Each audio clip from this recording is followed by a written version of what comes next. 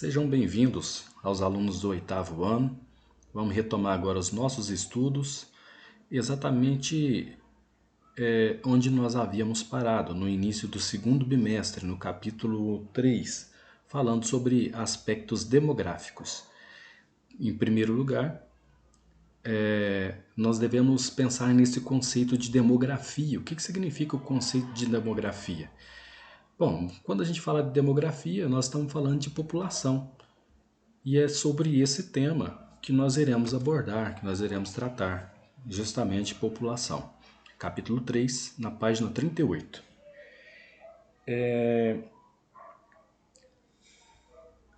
A população, nós sabemos que é um conjunto de indivíduos que habitam um determinado local.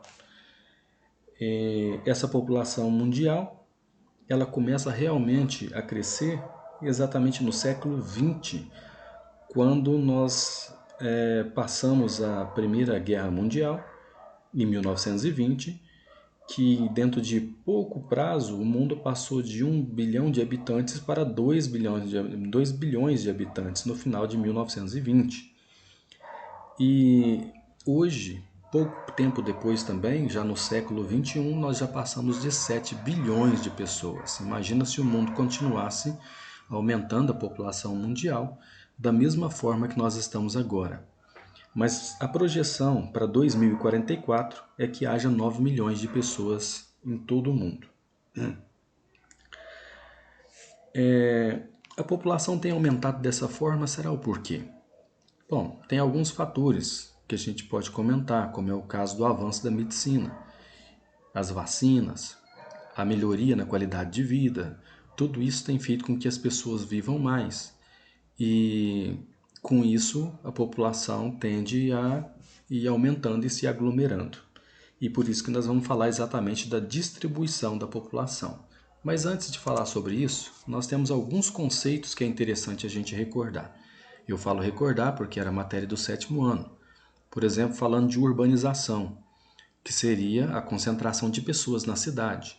Também a gente deve lembrar o conceito do crescimento demográfico, que é o crescimento da população. Além da gente ter em mente também do que é o crescimento vegetativo. Crescimento vegetativo nada mais é do que o crescimento da taxa natural, que seria o crescimento por número de nascimentos. Sempre o crescimento vegetativo, vocês estudaram isso ano passado, ele representa o número de nascimentos menos o número de óbitos, já que sempre nasce mais pessoas do que tem de óbito, então esse é o crescimento vegetativo, também chamado de crescimento natural. Nós vamos passar então esse slide e vamos chegar aqui em população, crescimento e distribuição. Nesse slide a gente pode notar que a população mundial ela se concentra basicamente próxima do litoral. Pode olhar aqui na América, a concentração imensa de pessoas que estão no litoral brasileiro. Depois a gente observa também na América do Norte, onde nos Estados Unidos, mais precisamente no nordeste dos Estados Unidos, a grande quantidade populacional. A Europa, que apresenta uma grande quantidade populacional em quase toda a sua extensão.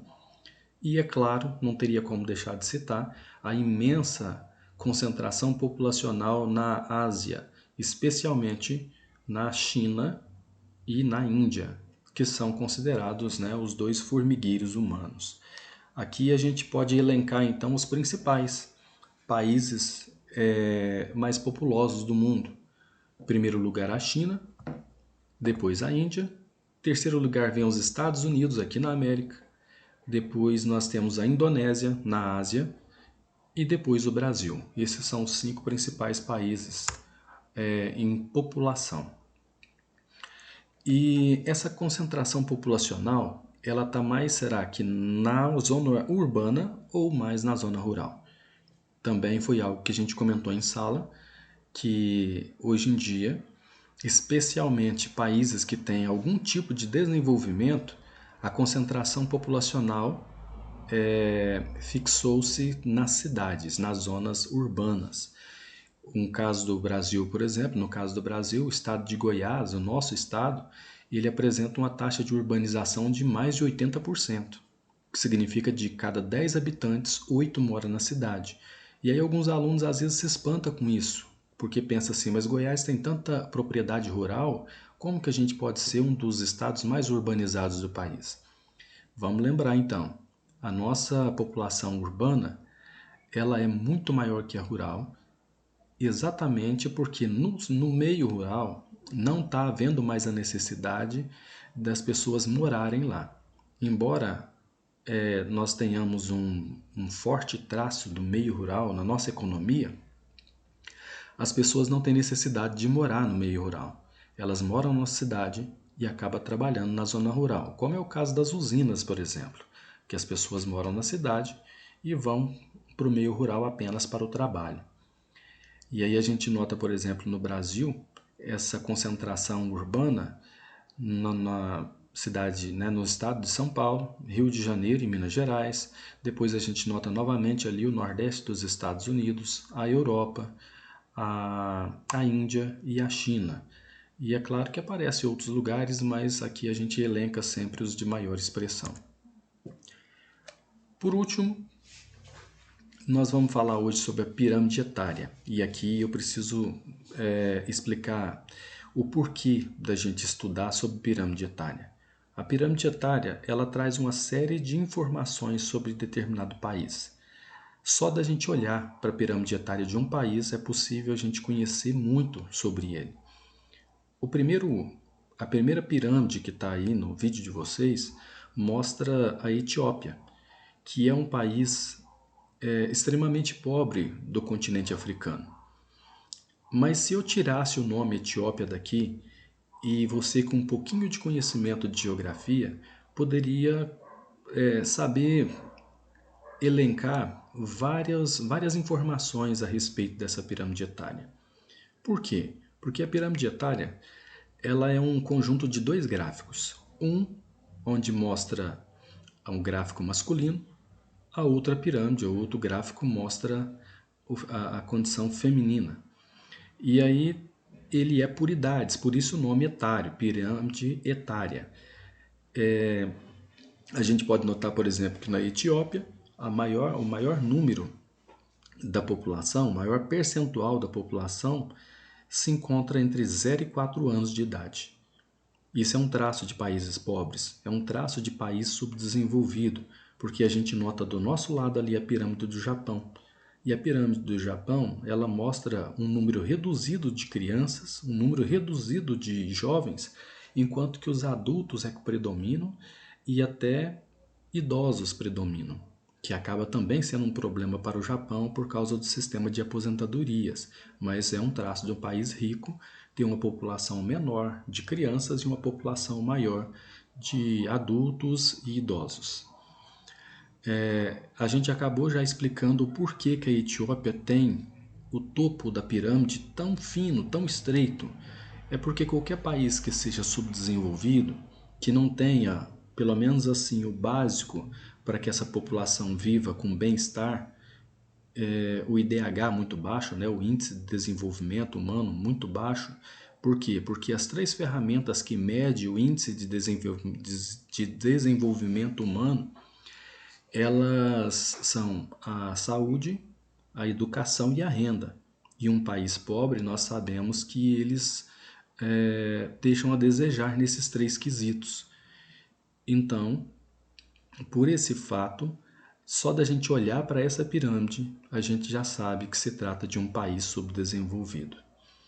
Olhando para a do Japão, a gente nota exatamente o contrário, que a população existe um equilíbrio na faixa etária de idades, o que mostra também que esse país possui um alto índice de política pública voltada para o controle de natalidade, que as pessoas tendo melhor condição de ensino, melhor condição de saúde, elas também acabam tendo ao longo da sua vida um melhor preparo, um melhor controle sobre a sua vida, sobre a quantidade de filhos que irão ter. Então, só da gente olhar para essas duas pirâmides, nós podemos falar muita coisa sobre esses dois países. Eu costumo, às vezes, colocar uma pirâmide etária na prova, não coloco o nome, né, do país e peço para a pessoa falar, peço para o aluno discorrer algum texto sobre essa pirâmide. Aí, por esses dados que a gente acabou de apresentar, o aluno vai falar se é um país desenvolvido ou se é um país subdesenvolvido. Tem aluno que às vezes me pergunta, mas professor, por que é interessante eu saber disso? Bom, é interessante você saber porque o governo usa esses dados para poder fazer a sua política pública voltada, por exemplo, para a educação. Como que o governo vai saber que precisa de escolas ou de creches em determinada localidade do seu país se ele não fizer um recenseamento lá que o IBGE sai de casa em casa para fazer, e esses dados vão para o governo, e aí a partir disso é que eles vão fazer o seu planejamento de políticas públicas. Como que o governo vai saber que determinada área precisa mais de casas de repouso para pessoas idosas, ou que precisa de política pública voltada para o primeiro emprego, porque de repente esse país tem um grande número de jovens e que precisam entrar no mercado de trabalho, como é o caso do Brasil? Então, de posse desses dados, é que o governo se norteia para criar as políticas públicas que a população precisa. Eu espero que vocês tenham entendido essa nossa aula. Eu vou passar para vocês depois alguns exercícios para a gente fixar esse conteúdo. São poucos, ainda não são muitos, porque isso na realidade foi uma revisão do que a gente já começou a ver em sala de aula. Eu vou postar então agora mesmo para você essa lista de exercícios. Vocês podem pesquisar da página 38 até a página 45, façam e me enviam no privado. Muito bem, então, eu agradeço a atenção de todos vocês. Fiquem todos com Deus.